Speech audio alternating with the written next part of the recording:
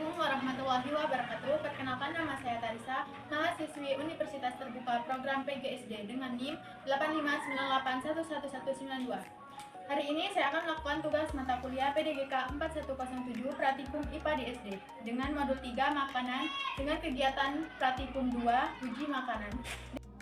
1. Uji karbohidrat. Tujuannya mengidentifikasi bahan makanan yang mengandung karbohidrat. Dan apa itu karbohidrat? Karbohidrat merupakan senyawa organik yang tersusun dari karbon, hidrogen, dan oksigen dengan perbandingan atom yang umumnya 1:2:1. Karbohidrat berperan sebagai sumber energi utama bagi tubuh manusia dan juga berfungsi sebagai cadangan energi dalam bentuk pati pada tumbuhan.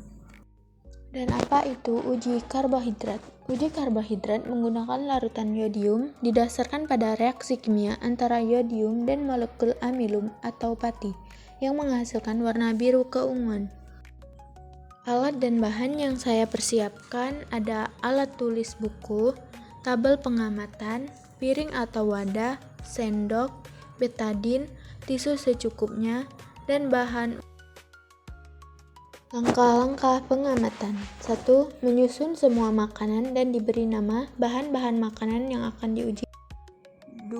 Tetesi satu persatu bahan makanan dengan 2-3 tetes larutan betadin. Perhatikan dan mencatat perubahan warna pada bagian makanan yang ditetesi larutan betadin. 3.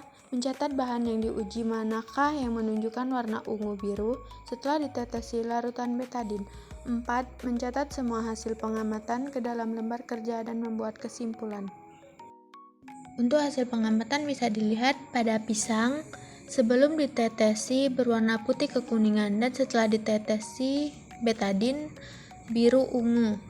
Untuk apel, sebelum ditetesi betadin berwarna putih atau krem, setelah ditetesi tidak berubah.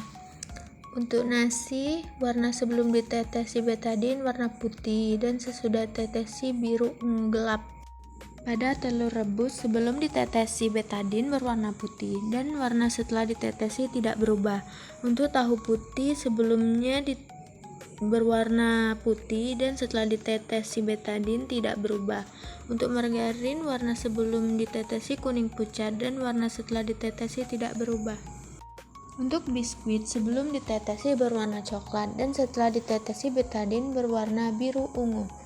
Untuk tepung terigu, warna sebelum ditetesi putih dan setelah ditetesi betadin ungu gelap.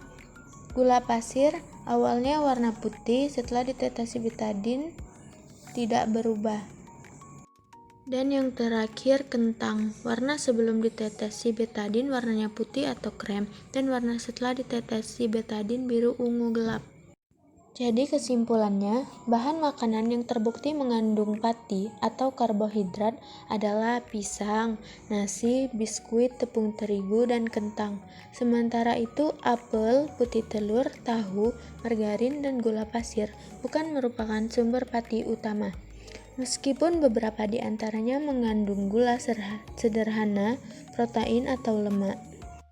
Dengan demikian, betadin dapat digunakan secara efektif untuk mendeteksi keberadaan pati pada berbagai bahan makanan sehari-hari.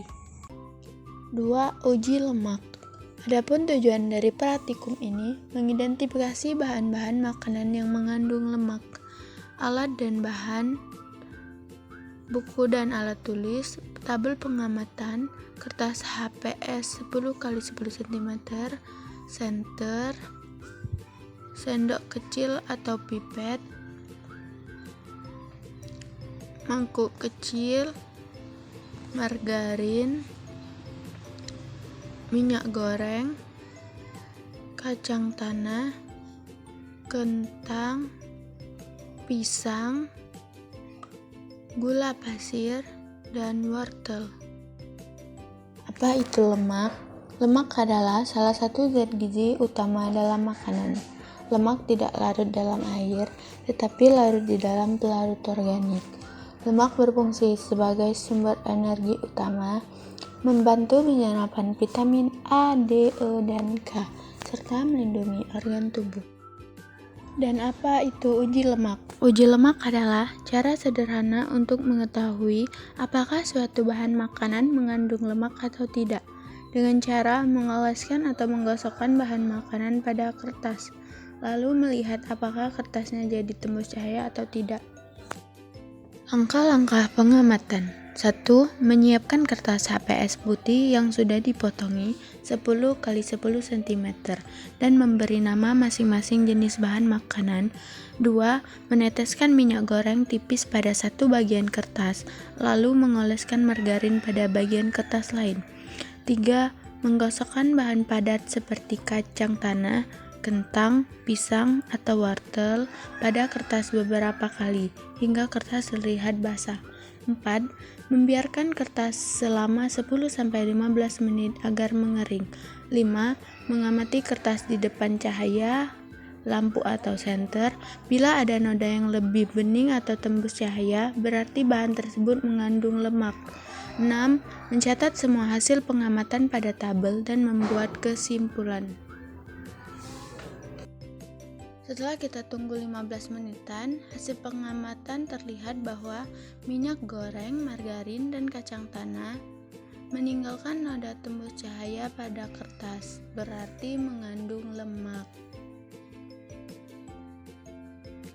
Sedangkan untuk kentang, pisang, gula pasir, dan wortel tidak meninggalkan noda tembus cahaya, berarti kandungan lemaknya sangat rendah.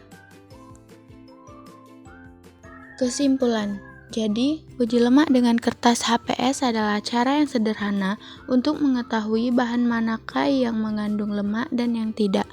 Bahan seperti minyak goreng, margarin, dan kacang tanah meninggalkan noda tembus cahaya, berarti mengandung lemak.